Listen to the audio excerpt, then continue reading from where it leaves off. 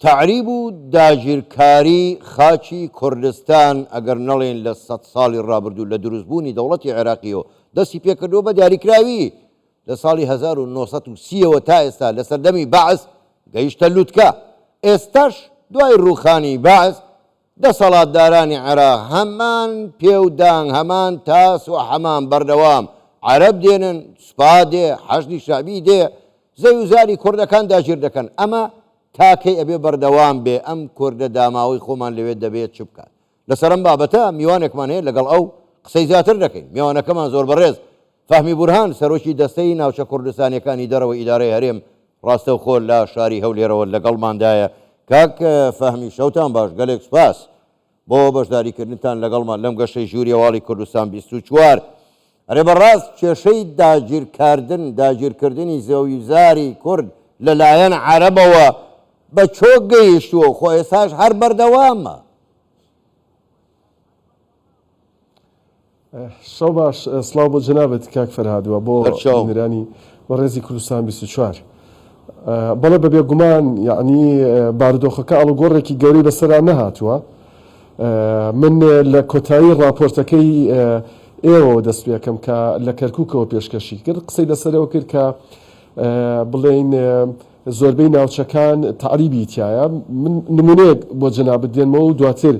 قسەیەکی گشتی لەسەر ئەم بابەتاکەم. قەزای حەویجە بە مەرسومی 387 لە ساڵی 61 لە سەدەی ڕابردووە دروست کراوە.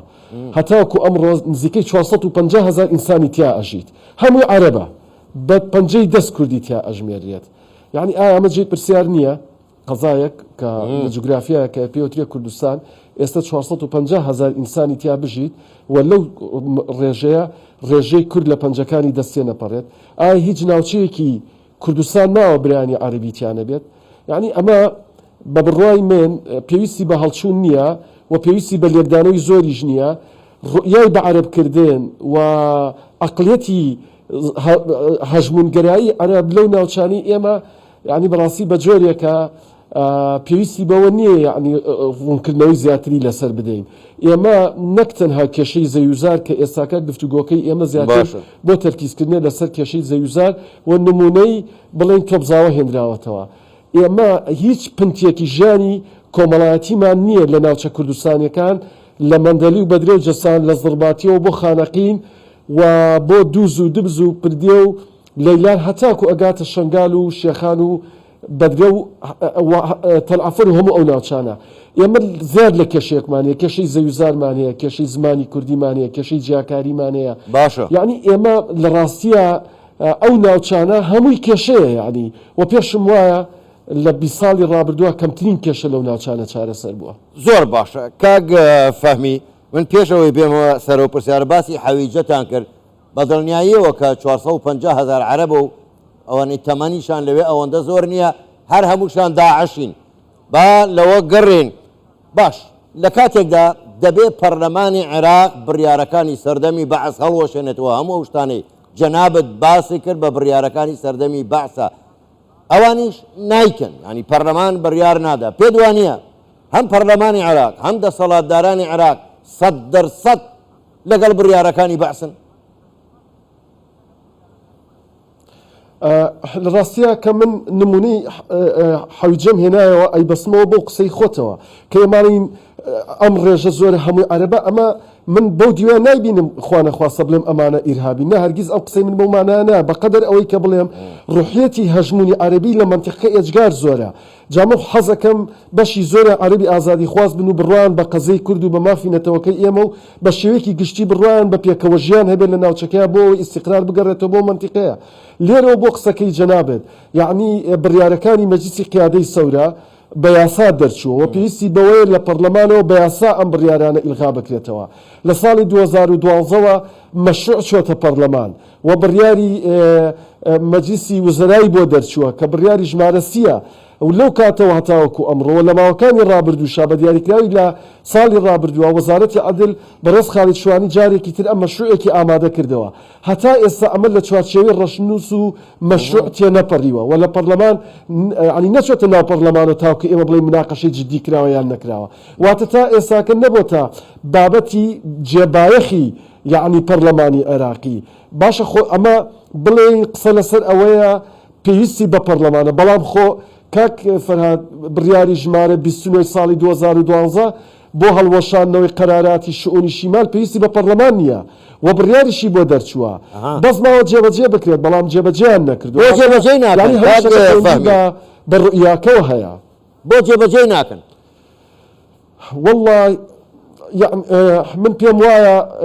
دوو هۆکاری بنچینەیی هەیە هۆکاری یەکەمیان پەیوەندی بە ڕوئیای عەرەبیەوە هەیە بەو نیەتە جدیەوە هەیە کە لە بەغا هەیە لە بەغا نیەتێکی جدی نییە بۆ چارەسەرکردنی کێشەکانی ئێمە یعنی ئێمە بەبێ ئەوەی پەنجەی تۆمەت بۆ هیچ لایەنێک دروستکەین ئێمە هەمویان بە براو بە خەباجێری خۆمانیان نەزانین بەڵام حەقیقەت یعنی نیەتێکی جدی نییە بۆ چارەسەرکردنی کێشەکانی ئێمە خۆ کێشەکانی ئێمە چەندها کێشەی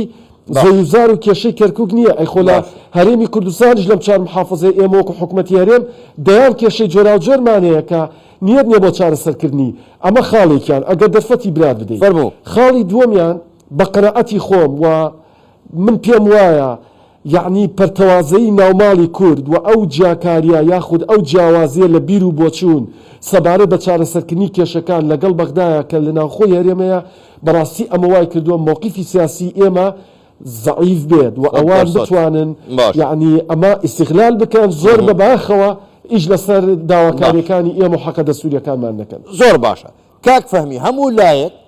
چاوەڕوا بوون دڵخۆش بوون کە هەڵبژاردن لە کەرکووک ئەنجام بدرێ هەڵبژاردن ئەنجام درا بەڵام تا ئێستا ئەنجومەنەکە کاران نییە پێ دوایە ئەگەر ئەنجومەنەکە کارا ببێ بتوانێ کارێک لەم تعریبەیە بکە و بیوەستێنێ بەبێگومان ئەنجومەنی محافەزەی کەرکووک زۆر گرینگە دەست بە ئیش و کارەکانی خۆی بکات و ئەتوانێت ڕۆڵێکی گرنگ ببینێ لە چارەسەرکردنی کێشەکانی ئێمە لەو ناوچانەیە چونکە یەکێک لە گرفتە ئەساسیەکانی ئێمە ئەوەیە کە ئێمە غیابین لە ناو موئەسساتی ئیداری و موئەسساتی ئەمنی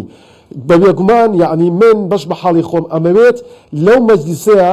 پێکهاتەکان بەبێ جیاوازی حرمەتیان لێ بگیرێت و جیاکاری قەومی نەبێتە هۆکاری سڕینەوەی مەشروعیەت لە شارەکەیە بەڵام حەقیقەت یعنی گرفتە سەرەکیەکەی ئێمە ئەوەیە ئێمە نە لە ناو جیهازی ئەمنیە حزورمان هەیە نە لە ناو موئەسساتی خەدەمیە دەور و ڕۆڵ و کاریگەریمان هەیە کەوابوو ئێمە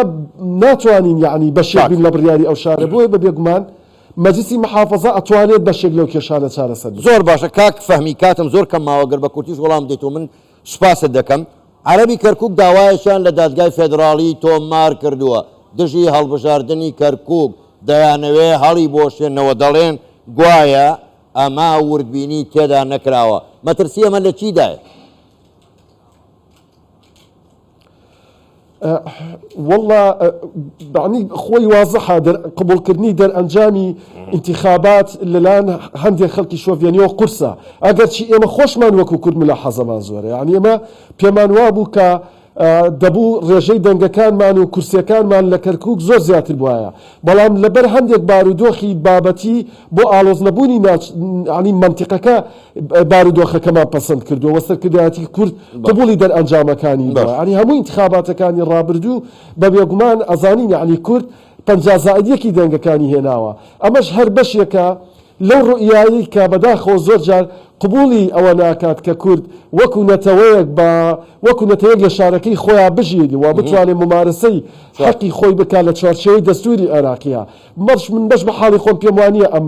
داوایە بتوانێت هیچ ئامانجێک بێنێتە دی چکە زۆر ناڕەوایە و داوایەک نییە بتوانێت هیچ لە خەریتەی سیاسی منتیقەکە بگۆڕێت زۆر باشە هەندەی خوا مافەکانمان بۆ وەربگرێتەوە و لەو ستەمکارانە وەکو چۆن بەسەر باسیش داهات ئەو تۆڵەیەمان بۆ بکاتەوە زۆر بەڕێز فەهمی بورهان سەرۆکی دەستەی ناوچە کوردستانیەکانی دەرەوەی ئیدارەی هەرێم گەلێک سوپاس بۆ بەشداریکردنتان لەگەڵمان شەوتان باش